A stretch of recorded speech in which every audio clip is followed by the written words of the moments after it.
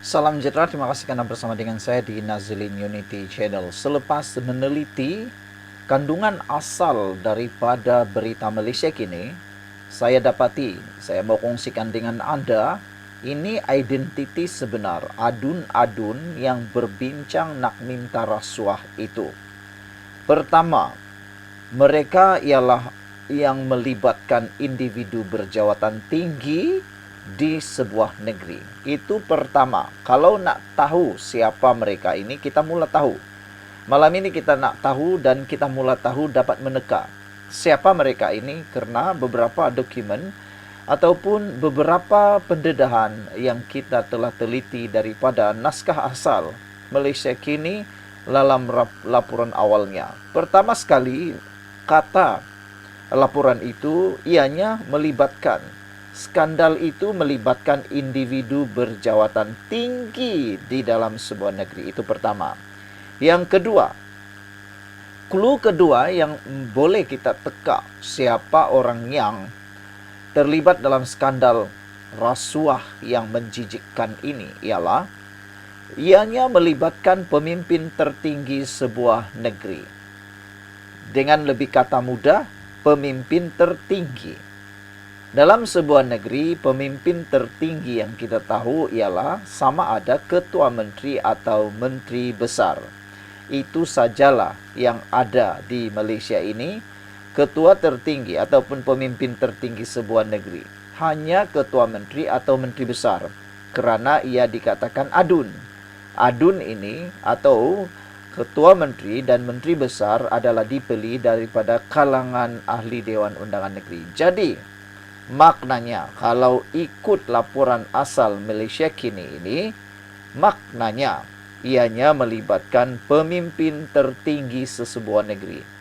Jadi adakah persoalannya sekarang ialah, adakah orang itu ialah ketua menteri atau menteri besar? Kerana menurut laporan asal ini, ianya pemimpin tertinggi sebuah negeri. Jadi kita mula dapat fikir-fikirlah, adakah orang itu menteri besar ataupun ketua menteri? Seterusnya, mereka ini adalah orang yang berpengaruh. Ciri ataupun clue yang ketiga yang dapat kita teka siapa orang-orang adun-adun yang berbincang tentang rasuah itu ialah mereka adalah orang yang berpengaruh. Maknanya bukan hanya melibatkan seorang adun, lagi pula dalam laporan asal menyebut adun-adun itu berbincang. Nanti saya cerita apa yang mereka bincang. Ia melibatkan yang mana orang berpengaruh.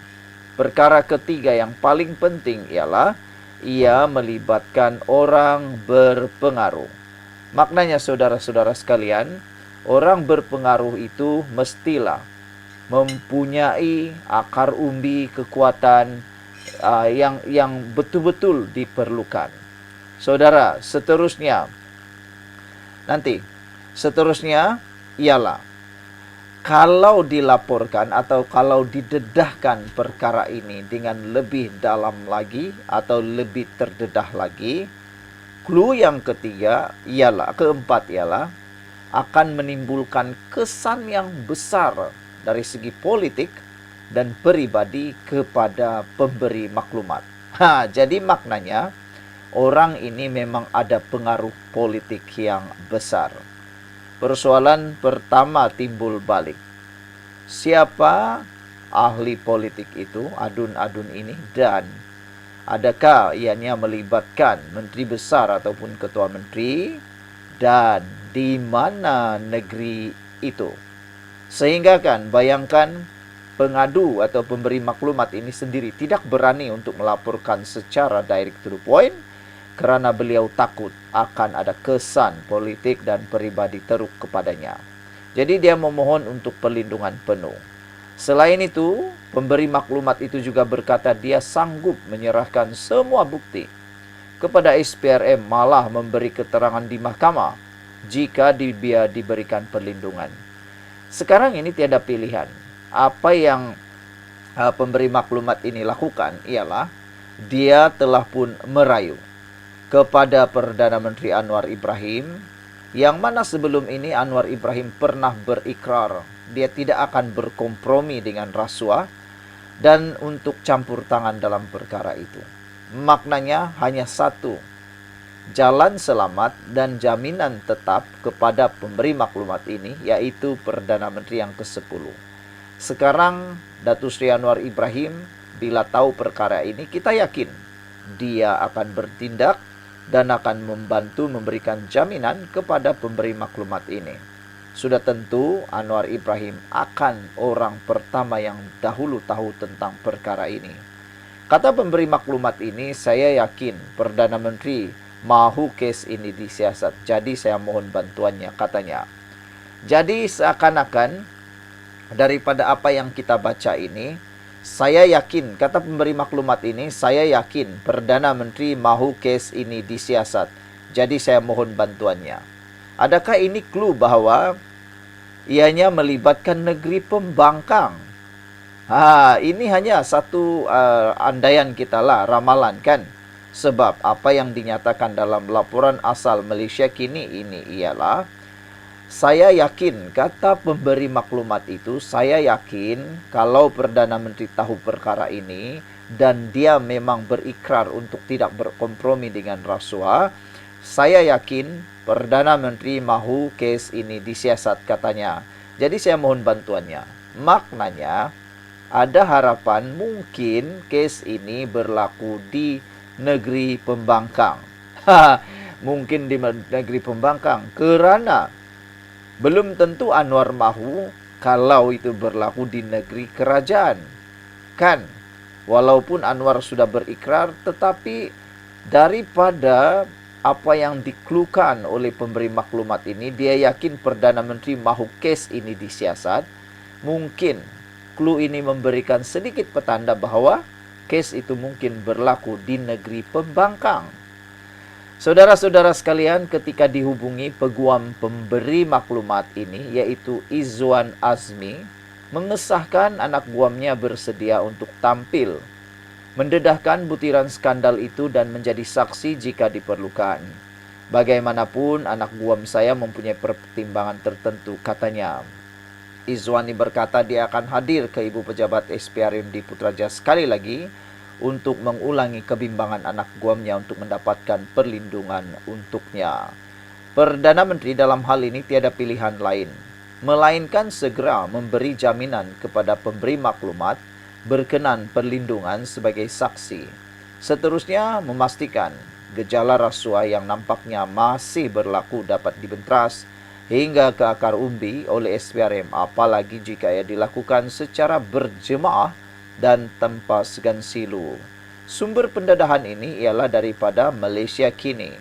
Saudara-saudara sekalian, apa yang lebih mengejutkan kita ialah dalam laporan ini, sebenarnya yang berlaku dalam video itu ialah difahamkan pertemuan berlaku selepas kerajaan negeri. Rakaman itu dipercayai dibuat awal tahun ini. Seorang ahli perniagaan yang wajahnya tidak kelihatan boleh didengar berbincang dengan para adun berkenan mengenai rasuah yang telah diberikan kepada setiap seorang daripada mereka. Oh, maknanya mereka ni bukan sekadar nak minta, tapi sudah ambil, sudah terima. Begitu cerita dia. Adun-adun ini sudah terima rasuah itu telah diberikan kepada mereka. Tetapi ahli perniagaan itu rupa-rupanya mahu minta bayar balik rasuah tersebut kerana kerajaan negeri tersebut telah membatalkan lesen projek tersebut. Ini menyebabkan ahli perniagaan itu menuntut para ahli atau para adun tersebut, ahli Dewan Undangan Negeri tersebut, berkenan mengembalikan wang yang telah diberikannya yang merupakan bayaran awal daripada jumlah sebenar yang dijanjikan. Ahli perniagaan tersebut juga memberikan kelonggaran kepada para adun terbabit untuk membayar balik secara ansuran. Aduh, kesian juga kan, sudah ambil, sudah makan atau sudah guna, adun itu terpaksa bayar balik, dan lebih parah lagi ada yang tak mampu bayar balik dan Ahli perniagaan itu pula menawarkan ansuran, bayar bayar bulan-bulan lah nih kan. Aduh, memalukan sungguhlah. Sanggup terima rasuah, tak boleh bayar semula, sanggup pula. Ditawarkan lagi, bayar balik secara ansuran.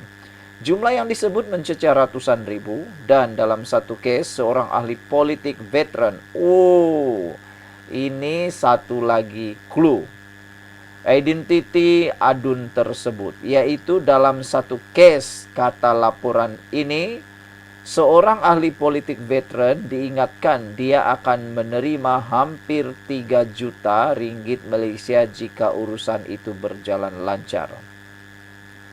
Rupa-rupanya ada ahli politik veteran yang diingatkan. Adakah ahli politik veteran ini pun terlibat terima rasuah tersebut? Dan dikatakan boleh menerima hampir 3 juta ringgit jika urusan itu berjalan lancar. Ewa, ewa, ewa. Beberapa adun mengaku telah menggunakan uang tersebut, manakala seorang lagi berkata dia boleh mengembalikan 300 ribu tanpa ansuran kerana jumlah tersebut kecil. Dalam salah satu video, ahli perniagaan tersebut ketika bercakap dengan seorang pembantu salah seorang adun mendedahkan ratusan ribu dalam bentuk tunai telah diserahkan kepada bos pembantu itu di pejabatnya, dan pembantu tersebut mengesahkan hal tersebut ada berlaku. Sumber itu berkata, apabila pemberi maklumat mendapat perlindungan, laporan akan dibuat kepada SPRM dan rakaman akan diserahkan kepada Suruhanjaya Pencegahan Rasuah Malaysia bagi memudahkan siasatan. Pemberi maklumat yang memiliki bukti video yang didakwa memaparkan beberapa adun membincangkan penerimaan rasuah bernilai ratusan ribu ringgit, bagaimanapun mengaku dia bimbang mengenai keselamatannya karena skandal itu melibatkan individu berjabatan tinggi. Sekian dulu untuk kali ini. Jangan lupa tinggalkan komen Anda.